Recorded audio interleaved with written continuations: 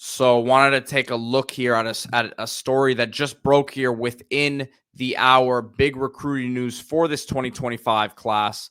And that is an SEC flip as the Florida Gators have flipped 4-star cornerback Onis Konanbanny from Tennessee, number 35 cornerback in the country, according to the 247 composite rankings. Really interesting background on this guy. Born in France, grew up in London, moved over to the States when he was 16 to chase this dream of his, which was American football. Played soccer at a pretty high level over there in England, and then came here, was an all-state player as well on the soccer field. But a good flip here for Billy Napier late, and a guy who seems like a riser at the cornerback spot. Soccer, isn't it a pitch, Peter? I mean, you're the soccer guy. What's going on? Yeah, listen, I don't want to confuse people here. So we get the college football crowd. It's very distinct. I don't want to insult our audience, but I don't know how fluent they are in the soccer or football terms, I should say. Well, as someone on the college football side, I'm in that same boat. 6'1", 180, low 4-star player, number 35 corner in the country, Columbia, South Carolina. Didn't go to South Carolina, right next door, Heathwood Hall Episcopal School. So his competition, private school, not the greatest, but the athlete is outstanding. You mentioned the soccer background.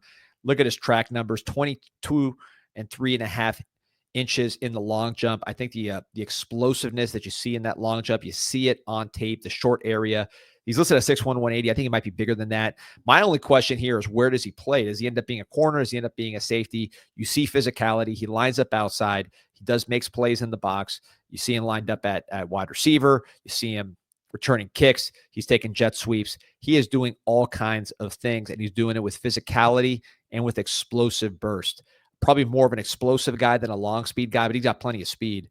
And again, the size is there. I think there are some moving parts, right? He's not like the most efficient mover right now. I think that's going to come with coaching, but all the traits are there. And I think back to a year ago, Battle Miami, he was one of those guys that generated a ton of buzz at that 7-on-7 tournament down here with some of the best players in the country. That's really when his name came on the map. Committed to Tennessee. Florida kept working. He visited for that Ole Miss game, which was a huge game for the Gators in so many ways. And from what he says, and this happens a lot, it was the recruits on the visit that convinced him to go to Florida, right? And the players when he visits.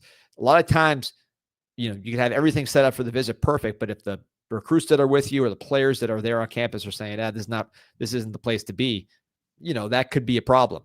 And you look at his quote here, what he learned from the players, according to him, they will go to war for a guy like Napier because he doesn't care about the outside. He just cares about them. This is what he told the Swamp 247, the Gators 247 site after visiting for that Ole Miss game.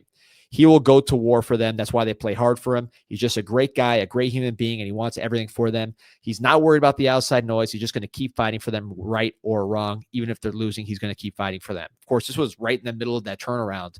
So it ended up being much more positive season for the Gators, and that was really a key step in that turnaround against Ole Miss. So when you win a big game like that, there's a lot of positive effects, not just that particular season, but in the future. And here, flipping a 4-star corner / safety from a rival.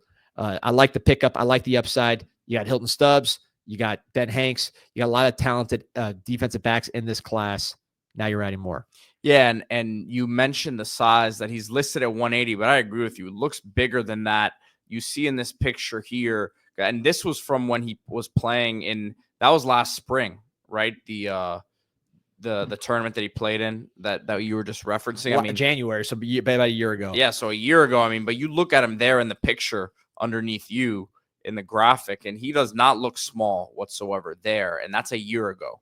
So the frame is there, and he's got the burst, man. I'm excited to see him develop. It seems like a willing tackle. That's why I think, if corner doesn't work out, and corner is just such a unique position, the movements and the technique, we'll see how he takes to that. He could take to it like a duck to water. But if it, for whatever reason, is too much of an adjustment from where he's playing to playing corner in the SEC, I think safety should be no problem with his physicality and speed.